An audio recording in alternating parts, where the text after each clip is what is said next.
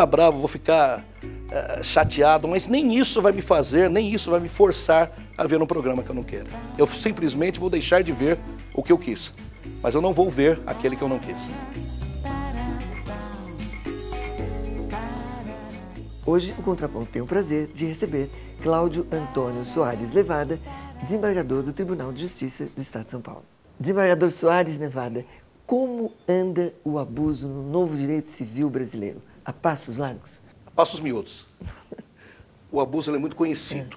Todo mundo adora falar do abuso. O difícil é colocá-lo em prática. Talvez nas relações de consumo é que ele tenha tido a maior amplitude, a maior aplicação. Por exemplo, nas relações de consumo bancárias, nas relações que dizem respeito a seguros, onde então essas cláusulas tidas como abusivas são excluídas. Sim. Mas, de maneira geral, ainda falta uma cultura jurídica maior para que se aplique o abuso em toda a amplitude que essa teoria tem. Ou seja, é no homem, né? Essa cultura é no homem, não é nem na lei o problema. Nem na lei. A lei em si basta. Nós temos um artigo específico do Código Civil que é extremamente amplo, que é o 187, ele bastaria. Sim. Ele bastaria. O que falta é a cultura ainda para essa aplicação.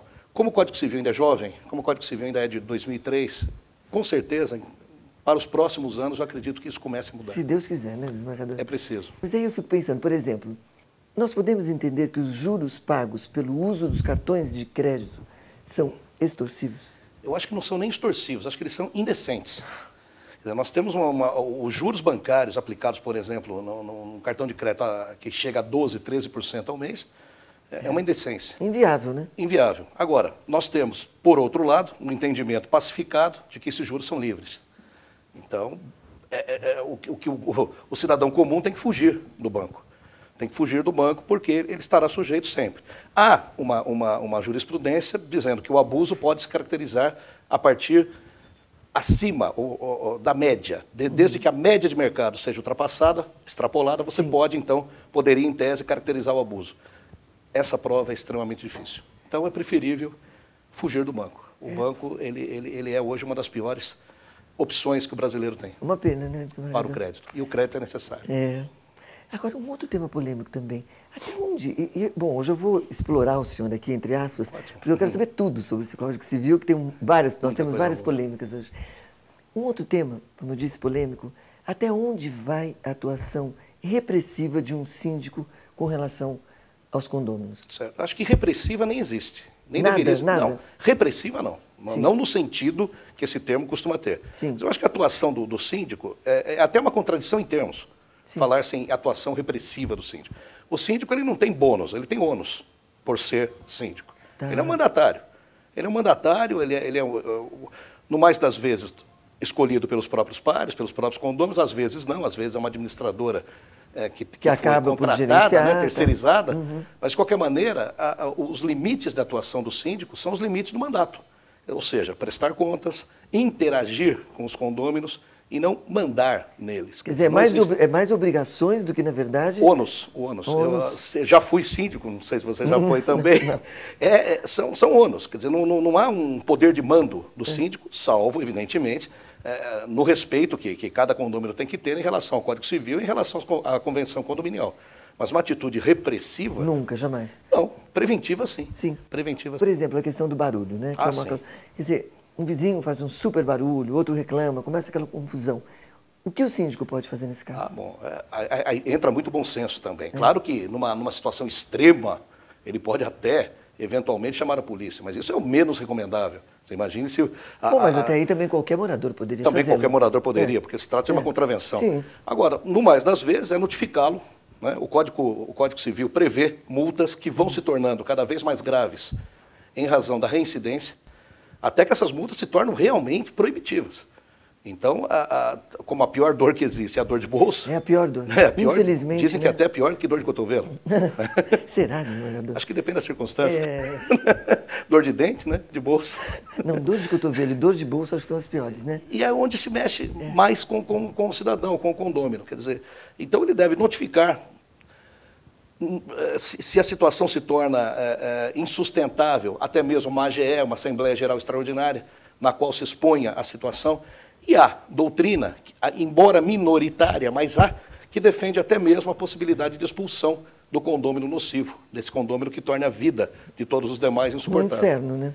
Nos Estados Unidos isso é comum, quer dizer, isso é possível. A lei Mas não que, americana permite. não que ele faça isso tudo por vias legais. E não... Por vias legais, por vias legais. E sempre passo a passo, quer dizer, na medida em que haja a reincidência, que vai se tornando Claro. mais grave a atuação dele. Uhum. Vamos para mais um outro assunto. Sim. O senhor concorda com a decisão do Supremo Tribunal Federal de que é lícito o uso científico de embriões? Por outras palavras, desembargador Levada, estaremos usando para fazer experiências alguém ou algo? Não, eu acho que eu concordo inteiramente. O voto do ministro na ocasião foi o ministro Carlos Aires Brito. Eu gostei e endosso. Eu acho que não há alguém ali. Acho que há algo ali. Eu acho que se o embrião está fora do útero materno, a meu ver, se trata de uma lâmpada desplugada. Foi a expressão que eu utilizei num artigo feito. Quer dizer, não vejo conexão, não vejo possibilidade, até em homenagem à própria maternidade. A maternidade ela é essencial. Quer dizer, o útero materno, claro que existe a possibilidade do chamado bebê de proveta, mas são situações diversas. Sim, não é? outra. Daquele modo, a meu ver, a pesquisa não deve ser coartada, não pode ser impedida de modo nenhum. É preciso muito cuidado para evitar que religião e direito, religião e ciência se misturem. Quer dizer, nós devemos estar sempre fora de qualquer fundamentalismo. Mas não e é aí fácil, eu não falo né? especificamente de nenhuma Desembargador, religião. mas não é fácil isso. Não é fácil, mas o ser humano, a meu ver, tem que, principalmente o ser humano juiz, a meu ver, ele tem que saber que, independente da sua crença pessoal, ele deve deixá-la de lado num momento como esse. Não tenho dúvida. Quer dizer, e a ciência progride apenas dando esse tipo digamos assim, de passo, né? Muitas vezes em situações polêmicas. Claro que deve haver uma ética, né? Uma ética em relação à utilização desses embriões apenas tendo em vista a finalidade científica proposta. Pela qual, né, eles vieram. Mas que são finalidades nobres. Então, de qualquer maneira, eu, com todo o respeito a quem pensa o contrário, não vejo alguém ali. Vejo Mas algo. a polêmica sempre existirá, né? E vai existir sempre, vai existir sempre. Então, por isso que eu digo, respeitado a opinião contrária, eu vejo algo ali, mas certo. não alguém. Tá certo. E por falar em pesquisa científica, o senhor acredita que a burocracia seja um dos principais entraves? Há 500 anos. O nosso problema é a nossa tradição bacharelesca. Né? Nós temos toda uma origem bacharelesca. Do carimbo, o apego ao carimbo, o apego às chancelas oficiais, enfim, toda essa linguagem, né, burocrática, prolixa, que vem de Portugal, principalmente de Portugal, mas não tão menos assim também da Itália. Né? Então, na verdade, isso vem de muito longe. É preciso que a cultura do jurista brasileiro, principalmente, se desapegue muito mais. Não faz sentido uma sentença ter 10 laudas. Nossa, não há tempo hoje para isso. Não há tempo. Não faz sentido um voto no tribunal ter também 5, 6 laudos que seja. Agora, da maneira como a lei hoje exige de nós a atuação judicante, muitas e muitas vezes não há possibilidade de enxugar, não há possibilidade de se dar um voto menor, uma sentença menor. Então é preciso que a lei mude também nisso, dando ao juiz, dando ao desembargador, ao ministro, a possibilidade de julgar de modo mais conciso. Sim. E não como se cada sentença fosse um tratado jurídico. Né? Realmente, a burocracia ela existe como um grande empecilho. Sempre existiu, né? 500 anos. Pois é, desembargador, o senhor sofreu profundas alfinetadas, entre aspas, por ter escrito tempos atrás, em um de seus artigos que o senhor escreve lá no Jornal de Jundiaí, que a então ministra Dilma, hoje presidente, nosso presidente, poderia ser a mais nova parlapatona do país. Como o senhor se defendeu das profundas alfinetadas? Conte para nós. Na verdade, quem escreve quer ser lido. Então, o fato de ter sido lido já me abriu uma das duas possibilidades, né? Claro, uma das duas possibilidades que existem. Sim. Ou eu seria elogiado ou seria criticado. Sim.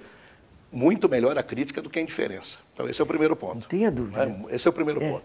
O segundo ponto é que você não pode esperar da militância, seja de que partido for, uma atitude razoavelmente democrática. A militância, ela é, por definição, a única democracia que a militância conhece é fale bem do meu líder, fale bem do meu partido, fale bem de mim. E fale mal do outro. E fale mal do outro. Então, a rigor, né, foi muito bom ter sido lido, né, e de qualquer maneira, eu acho que eu sou imune em relação ao alfinete, eu sou imune ao voodoo da intolerância. Não há problema nenhum. Foi até muito bom. Mas o senhor é bem positivo, né? Eu estou vendo aqui, eu fico ouvindo o senhor falar. Eu não sei, eu posso estar errada, mas o senhor já foi locutor, ou não? Com essa voz, só pode ter sido, me desculpe. Na verdade, quando eu tinha 19 anos de idade, eu gravava livros para cegos. Acertei. Né?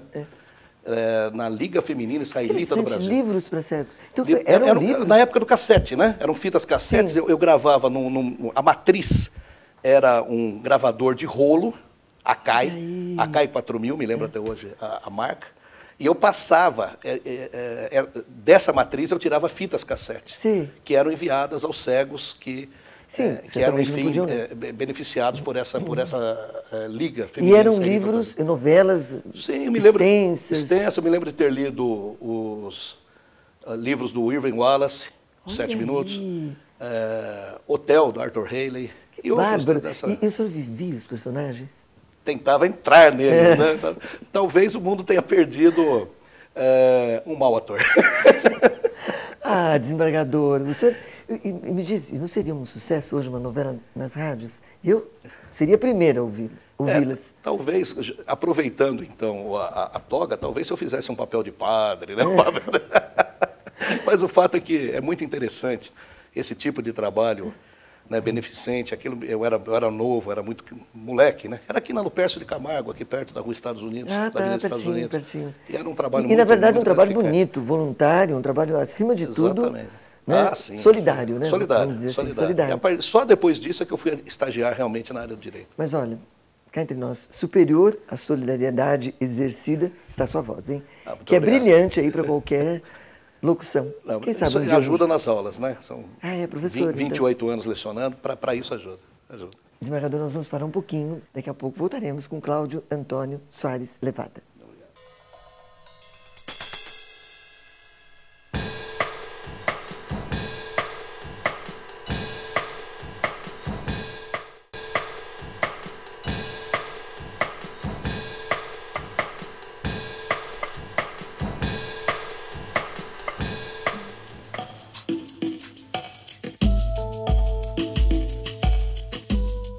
Quando se fala em liberdade, não é apenas o direito de ir e vir, é o direito de escolher, fundamentalmente. Desembargador Soares Levada, Pois não. O senhor diz que existem discursos bons e discursos longos. Mas vamos lá, quando o recado é imenso, o discurso longo pode se transformar em discurso bom, ou não? Ainda sou a favor da objetividade. Eu acho que ainda hoje, que tenha muito recado? Ainda que tenha muito recado. Acho que uma das maiores virtudes que não só o jurista, mas falando na nossa área, né, o jurista pode ter, advogados inclusive no momento em que peticionam e postulam, é a objetividade, a síntese, o poder de síntese. Porque, como comentávamos, há pesquisas hoje que garantem que nós temos uma capacidade de compreensão ou de concentração que não ultrapassa 20 minutos. Isso por conta dos videoclipes, por conta da internet. Né? A criança, o adolescente, ele fica no máximo 2, 3 minutos numa determinada notícia ou num papo qualquer e em seguida já passa para outra conversa, para outra notícia. Tudo, então, é muito mais rápido. Então, é preciso lembrar que nessa realidade que nós vivemos, quanto mais objetivos formos, quanto menos prolixos formos, melhor. Eu acho que o discurso longo continuará sendo sempre um discurso longo e ruim. Embora, sendo sincero, eu tirei essa frase do ex-governador Mário Covas. Bom, desembargador, voltemos ao direito. Claro. Falemos um pouquinho do uso abusivo de ações populares. Os gritos estão por conta da defesa prévia, nós sabemos, né? Sim. Que muitos alegam serem desconsideradas pelo judiciário, já que elas são movidas, em sua grande maioria, por interesses políticos, né? O que o senhor pensa disso? É uma situação delicada, porque a ação popular, a gente não se pode negar, é uma conquista antiga do direito brasileiro, tem que ser preservada a todo custo, né? Mas que, como como tudo, né, e como todo recurso, e principalmente remédios constitucionais, pode se prestar eventualmente a um uso desviado de sua finalidade, né, a um uso não aquele pensado pelo legislador. O grande problema da desconsideração da defesa prévia é que muitas vezes não há elementos ainda suficientes, não há subsídios ainda suficientes para que se possa, aspas, cortar o mal pela raiz, né? Ou indeferir liminarmente uma ação popular. Muitas vezes há necessidade de provas, muitas vezes há necessidade enfim... Porque há indícios. Indícios, exato. A primeira história que vem contada na versão do autor popular. Aí vem a outra. Aí vem a outra. Então, até então, mesmo já obedecido ao exercício dialético inicial, mas mesmo obedecido a esse primeiro passo, muitas vezes não há elementos suficientes para que você possa indeferir. Né? De cara, sim. Né? De cara. Então, será preciso uma dilação probatória, será preciso até que averiguar se chegue, um pouco, né? averiguar um pouco mais, até que se chegue à conclusão que aquela ação realmente foi movida por interesses escusos. O que se deveria ou se poderia mudar é a sanção para esse autor popular que se tem utilizado quando houve má-fé. Quando houve a má-fé, quando houve o uso abusivo. Aí sim, deveria haver instrumentos mais poderosos, uma espécie de, como há no direito processual civil de maneira